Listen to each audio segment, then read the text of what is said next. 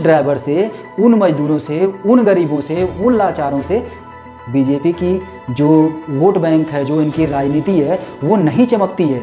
इसलिए उस चमकाहट में वो ड्राइवर गायब हो गया। सिर्फ मरे कौन? 2 साधु। एक सौमित पात्रा है, वो तो ऐसा दिखता है कि ट्विटर पे सिर्फ वो आता ही है बंदा दंगा ही बात करने के लिए, मुस्लिमों को भड़काने के लिए, हिंदू मुस्लिम करने के लिए। अरे भाई, मैं कह रहा हूँ कि तुम बीजेपी के प्रवक्ता हो, इसमें बीजेपी के कार्यकर्ता हैं और कुछ नेता भी शामिल हैं उन साधुओं को मारने में। तब इस मीडिया को सांप सा सूंघ गया, सन्नाटा सा छा गया पूरे के पूरे मीडिया जगत में कि भाई ये तो अपनी ही लंका लगा दी इन लोगों ने। और अभी इन्वेस्टिगेशन भी चल रही है, देखिए क्या निकल के आता है।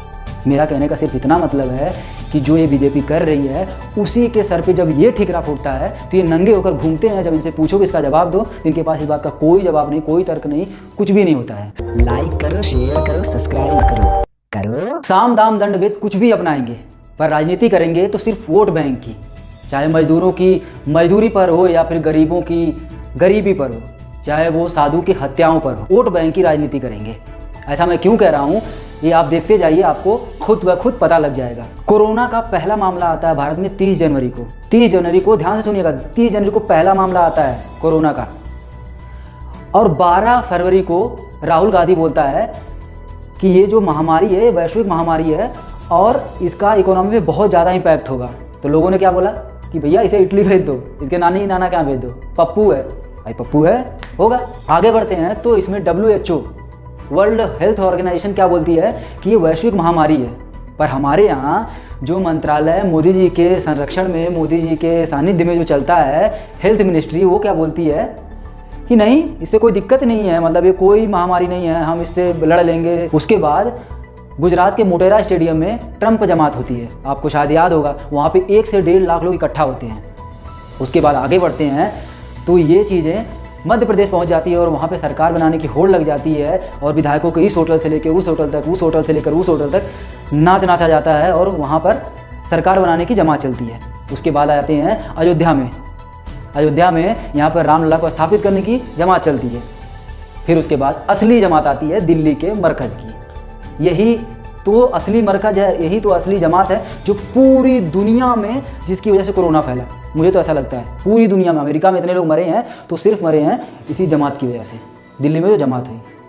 और ऐसा हमारी मीडिया भी शायद हमको बताती है और ऐसा ही हमें लगता भी है और अंधभक्तों के ही लगता है कि इंडिया में जितने भी लोग फैलाए गए हैं वो सिर्फ और सिर्फ जमातियों की वजह से फैला है। उनको ये नहीं पता है कि गुजरात सेकंड नंबर पे आने वाला है कोरोना महामारी से संक्रमितों की संख्या में। वहाँ पे लोग हॉस्पिटल के बाहर खड़े होकर इंतजार कर रहे हैं कि उनको क्वारंटाइन कर लिया जाए, लेकिन वहाँ पे कोई नहीं दिखाएगा। इसके बाद आते हैं पालघर में 2 साधुओं की मृत्यु। मज़ेदार बात यह है यहाँ पर कि हम पालघर के 2 साधुओं को सिर्फ जानते हैं कि जिनकी मृत्यु हो गई, पर हम उस ड्राइवर को नज़रअंदाज कर दे रहे हैं जिसका परिवार का पता नहीं क्या होगा, जिसके माँ का पता नहीं क्या होगा, जिसके बच्चों का पता नहीं क्या होगा, उनका कुछ भी नहीं है। शायद मैं इसीलिए कह रहा हूँ कि ये जो सरकार है सिर्फ और सिर्फ राजनीति करती है वोट बैंक की। तो देखिए, ये हैं BS संतोष, नेशनल सेक्रेटरी हैं बीजेपी के। इन्होंने क्या कहा है कि हम जो है सात्विक प्रोटेस्ट करेंगे।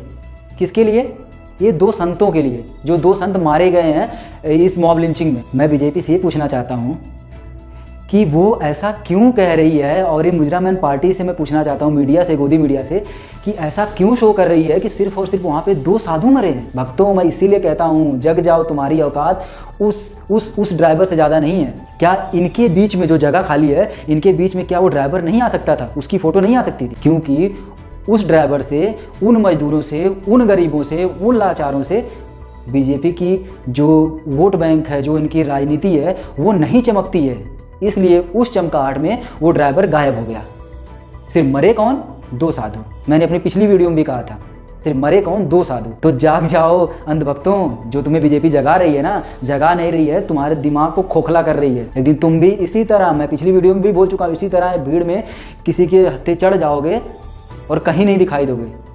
बस बीजेपी खोजेगी तो उसमें एंगल खोजेगी कि उस राजनीति कैसे की जा सकती है, बस इतना ही। एक सौमित पात्रा है, वो तो ऐसा दिखता है कि ट्विटर पे सिर्फ वो आता ही है बंदा दंगा ही बात करने के लिए, मुस्लिमों को भड़काने के लिए, हिंदू मुस्लिम करने के लिए। अरे भाई, मैं कह रहा हूँ कि तुम बीजेपी के प्रवक्ता हो, एक नेशनल पार्टी के, बड़ी पार्टी के तुम प्रवक्ता हो। तुम्हें बताना चाहिए कि देश में हालात कैसे हैं, कहाँ लोगों को व्यवस्था मुहैया कराई जा रही है, कहाँ पे क्या कमी हो रही है, इसके बारे में। और तुम लगे हो एक टुच्चे से एंकर को, एक टुच्चे से चैनल को बचाने में। कि 12 घंटे उसको रखा गया, क्या किया गया, मैं इस पर बताऊँगा आपको। कफील खान को रखा गया तब तो नहीं बोले, अंबेडकर जी के परिवार के आनंद को रख लिया गया, उनको तब नहीं बोले। कितनी देर तक उनका इन्वेस्टिगेशन चला उनके ऊपर। मतलब एक टुच्चे से उसके लिए पूरी बीजेपी पार्टी एकदम लगी पड़ी है। मीडिया पूरा का पूरा एकदम ठिकरा फोड़ दी कि मुस्लिम थे पालघर में, मुस्लिमों ने मारा। ठीक है, मुस्लिमों ने मारा। फिर वहाँ के अनिल देशमुख जी को आना पड़ा, जो वहाँ के गृह मंत्री हैं, उनको आना पड़ा सामने और लिस्ट तक जारी करनी पड़ी कि भाई देख लो, इसमें कोई मुस्लिम नहीं है, सब हिंदू हैं, इसमें बीजेपी के कार्यकर्ता हैं और कुछ नेता भी शामिल हैं उन साधुओं को मारने में। तब इस मीडिया को सांप सा सूंघ गया, सन्नाटा सा छा गया पूरे के पूरे मीडिया जगत में कि भाई ये तो अपनी लंका लगा दी इन लोगों ने। और अभी इन्वेस्टिगेशन भी चल रही है, देखिए क्या निकल के आता है। ये वही मीडिया है जो राहुल गांधी के सबूत मांगने पर ऐसा शो किया कि अरे सबूत मांग रहे हैं। तो आगे बढ़ते हैं, मैं बताता हूँ जो मेन मुद्दा है वो ये है कि अभी आज की बात कर रहा हूँ, अभी बुलंदशहर में पगौना नाम का एक गांव है जहाँ पे 2 साधुओं को मार दिया गया एक रात में। तो इसलिए मैं कहता हूँ कि जो यूपी की गवर्नमेंट है योगी आदित्यनाथ की, वहाँ का कानून बहुत सख्त है। दिन में कानून सख्त रहता है, रात में आप किसी के कत्ल कर सकते हैं। तो बुलंदशहर में जहाँ पे योगी का प्रचंड राज है, जहाँ पे कोई पार्टी से कोई ताल्लुक नहीं है, कोई पार्टी का गठजोड़ नहीं है, कोई पार्टी का गठबंधन नहीं है, वहाँ पर 2 साधुओं की हत्या कर दी जाती है, निर्मम हत्या कर दी जाती है। महाराष्ट्र के पालघर में 2 साधुओं को पीट कर मार डालने के बाद अब यूपी के बुलंदशहर में साधुओं की हत्या की वारदात सामने आई है। बुलंदशहर के अनूप शहर कोतवाली में 2 साधुओं की हत्या कर दी गई। मंदिर परिसर में सो रहे 2 साधुओं पर धारदार हथियार से वार किया गया। भीड़ ने आरोपी को पकड़कर पुलिस को सौंप दिया।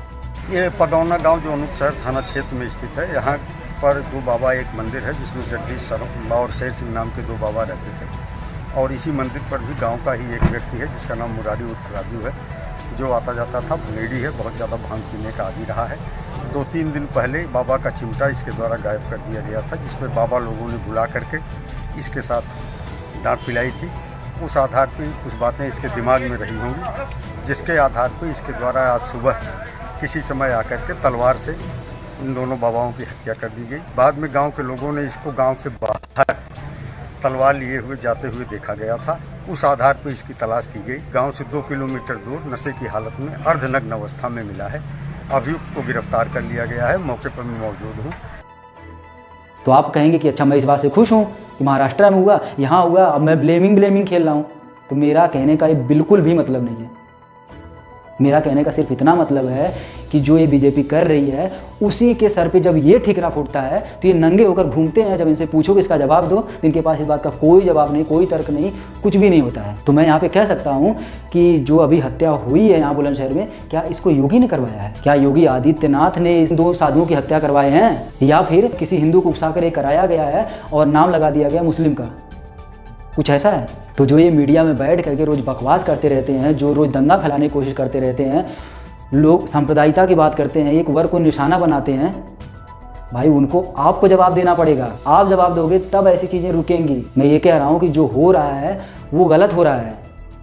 मैं कौन सी चीज़ें होता हूँ जज करने वाला, पर हाँ, जो हो रहा है वो गलत हो रहा है। कितने बड़े हिपोक्रेट हैं, कितने बड़े प्रूड हैं ये, कि अपनी बातें जो करते हैं उसी से मुकर जाते हैं ये। अब किसी टीवी पे नहीं दिखेगा ये घटना, किसी टीवी पे नहीं दिखेगी। किसी जो समाचार पत्र हैं उसमें आ भी रहे हैं तो ऐसे शो किया जा रहा है उसमें कि हाँ ये तो गलती से हो गया होगा। जहाँ पे 100 लोगों की भीड़ जुट के एक आदमी को मार देती है, वहाँ पे ये गलती से नहीं हुआ, लेकिन यहाँ पे गलती से हो गया होगा। यहाँ पे नशे में हो गया, यहाँ पे किसी ने पी के मार दिया, ऐसा शो किया जा रहा है कि यहाँ के गवर्नमेंट की, यहाँ की सरकार की कोई गलती नहीं है। लेकिन हत्या तो हो गई ना 2 साधुओं की। यहाँ तो बोला जाता है कि सोनिया गांधी ने करवाया, इटली के रोम से निकली हुई सोनिया गांधी, उसने करवाया, वो पत्र लिखेगी कि मतलब वहाँ पे जाएगा, मैं एक राज्य में सरकार बना ली और हत्या करवा रही हूँ साधुओं की। लेकिन ऐसा है क्या?